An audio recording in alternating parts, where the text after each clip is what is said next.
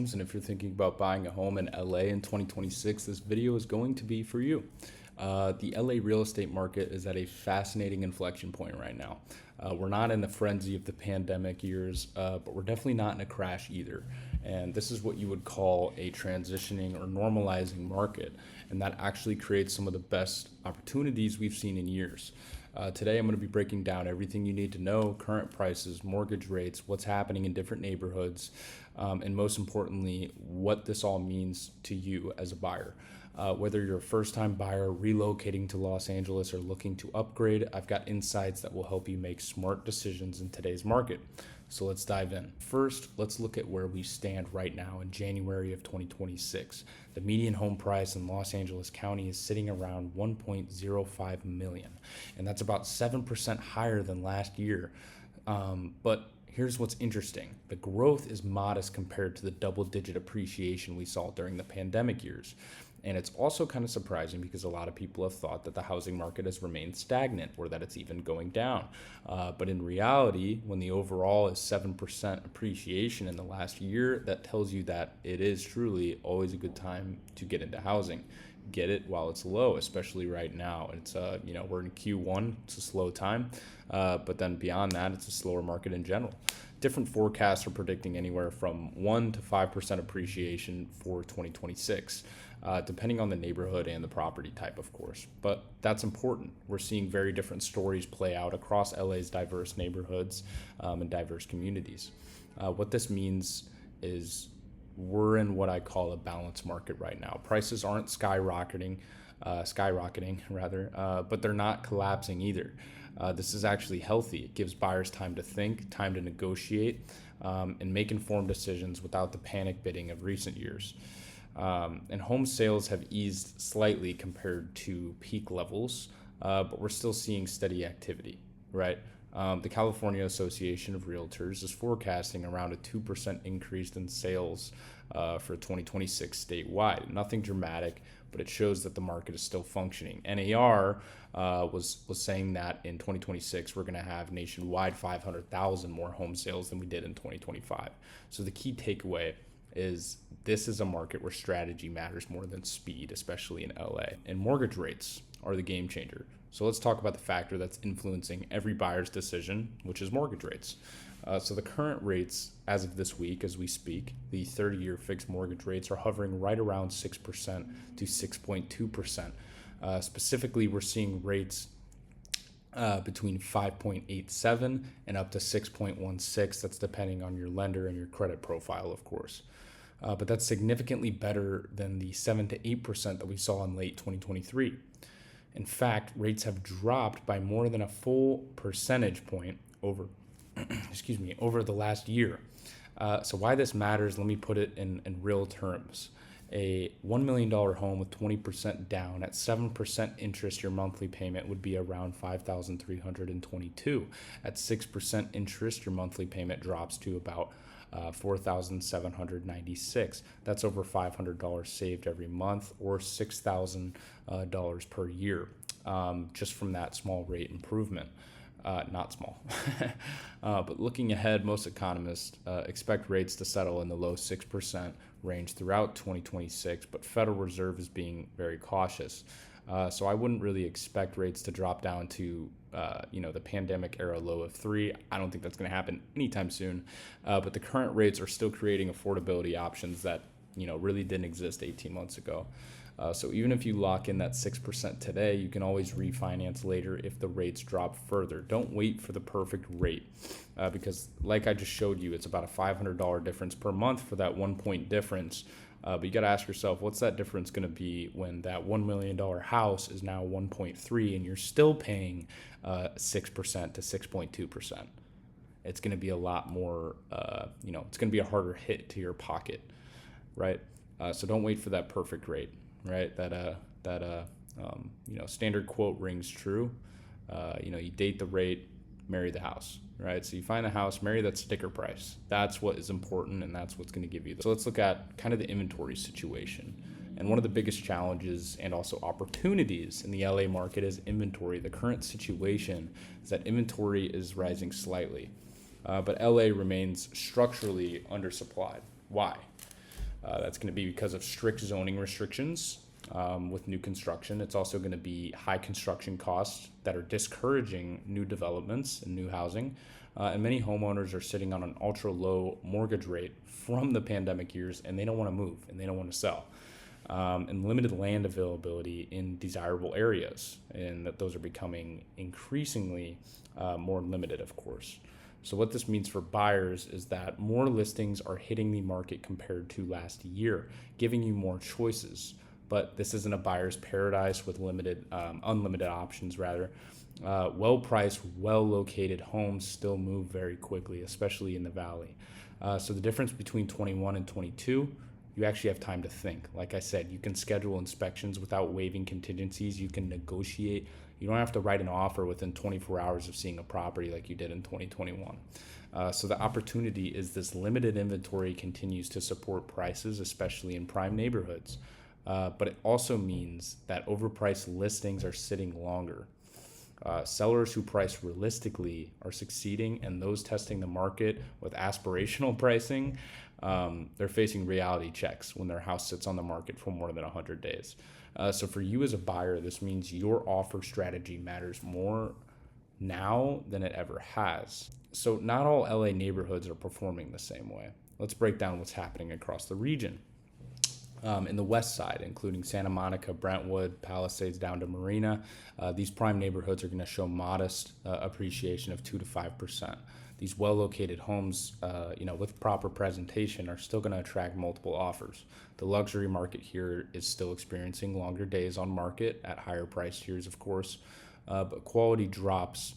But quality properties in the 2 to 4 million range are dropping their price a little bit, but they still remain strong and they're still able to sell. In the beach cities like Manhattan Beach, Hermosa, and Redondo Beach, continued strong demand, from families seeking lifestyle and good schools. Inventory is tight, and desirable properties are moving quickly. But expect competition here. There's still going to be some competition here, even in a slow market like that. But when you go over to the east side, that's going to be like Silver Lake, Echo Park, Highland Park. These neighborhoods are attracting a lot of attention during the pandemic, and prices rose significantly. We're seeing some cooling there. Price growth has slowed to 1 to 3%, and buyers have more negotiating power than they did 2 years ago, like I said. In the valley, like Studio City, Sherman Oaks, and Encino, the valley is seeing more inventory and longer days on market, and this is creating opportunities for buyers who want more space for their money. The family-friendly areas with good schools remain competitive, but there's definitely more breathing room for negotiations. The South Bay and suburbs like Pasadena, Glendale, and Burbank, these areas are holding value well thanks to strong school districts and more affordable price points relative to the west side. First-time buyers are finding opportunities there, especially up in that $800 to $1.2 million range, right? But the key insight is going to be that location still rules in Los Angeles. Prime neighborhoods with limited inventory continue to command premium prices. And while outlying areas are going to be a little bit more sensitive to the interest rate and showing modest price adjustments as well, of course. But the reality is housing is always going up, right? It's said it doubles every 15 years in Los Angeles or in Southern California. And that still holds true now. So what buyers need to know right now is, what does this mean for your buying strategy of 2026? And these are going to be some of the key things that you need to know, is that this is a buyer's market. And if you're strategic, you have more leverage than you did 2 years ago. Take your time, do your research, and don't feel pressured to make hasty decisions.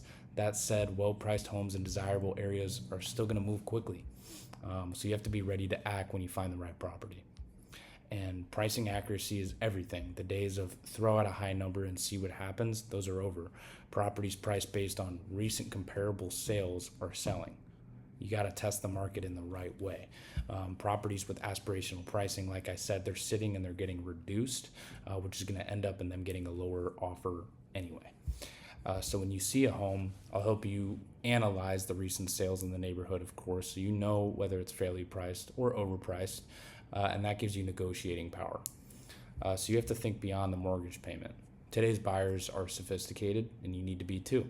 consider the property taxes, which will reset when you purchase, the insurance premiums, especially in fire-prone areas.